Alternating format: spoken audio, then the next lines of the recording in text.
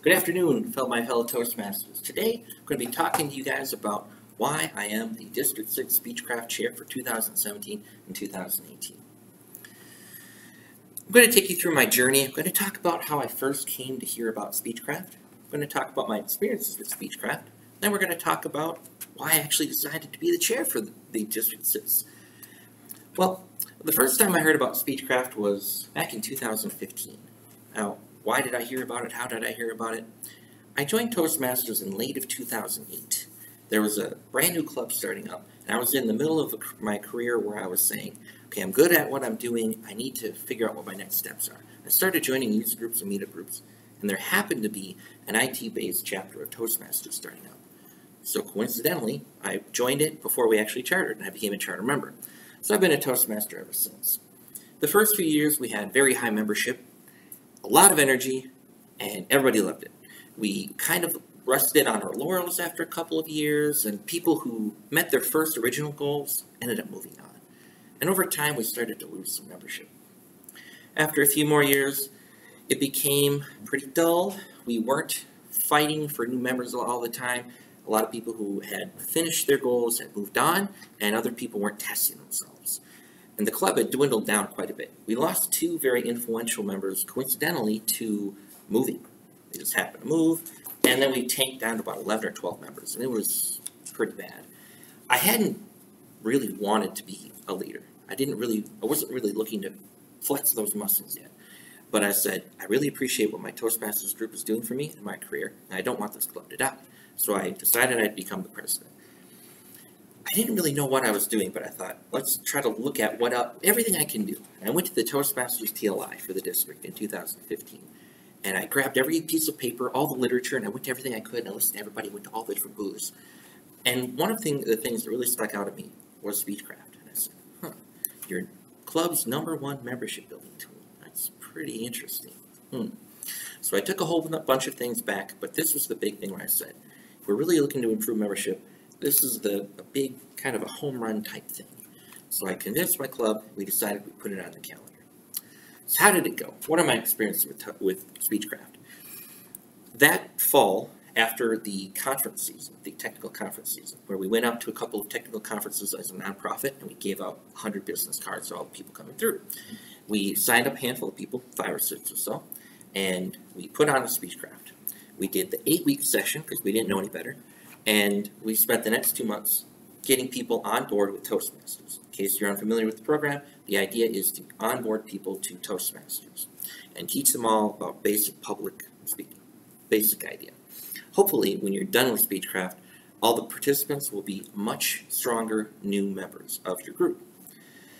And we learned a lot. Not only did we grow, we had a bunch of people sign up, a few people finish, and a couple people join. One of whom was actually our Vice President of Membership this year. So it's definitely a huge success from a membership perspective.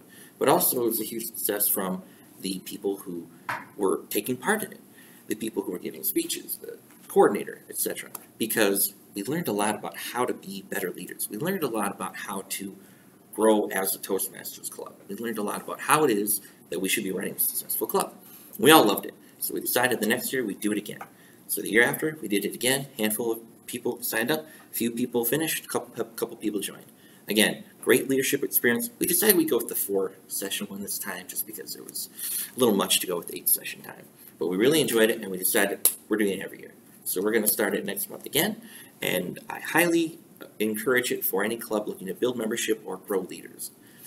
Then, so after I'd gone through all of this, I was an area director last year, and I wanted to continue doing more things in the district and growing myself as a leader.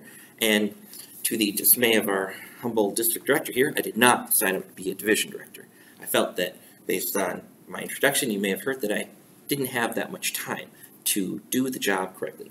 I'm going to put it off for a year or 2. But I did think, I have a little bit of bandwidth. So I reached out and I said, here are a handful of things I would like to do. Luckily, he chose the thing I would have put at the top of my list, which is to be the Speechcraft Chair. So why did I become the Speechcraft Chair? Why was it at the top of my list? It was at the top of my list because I've looked at the Expanding Your Horizons brochure, and I've seen a lot of the workshops that Toastmasters puts on.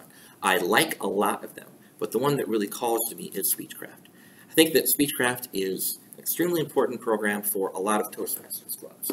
It can give the new members a way to really jump in and get going and become better Toastmasters right away. Really learn the ultra basics of public speaking and be the focus. Everyone's going to be looking at them. When you join a Toastmasters club that isn't in Speechcraft, you might go up against someone practicing their area speech, and it might be way, way too intimidating for you. And you might think, I don't want to follow that guy. So you might not join. You might get a little bit too scared. But if you're being told, everybody's new, nobody's ever done this before, we're going to teach you, we're going to give you a one-on-one mentor, and we're going to make sure that you get all the tools that you need to succeed. That might be a little more appealing to your average person. So the new people get involved, they're the focus, and they come out much stronger.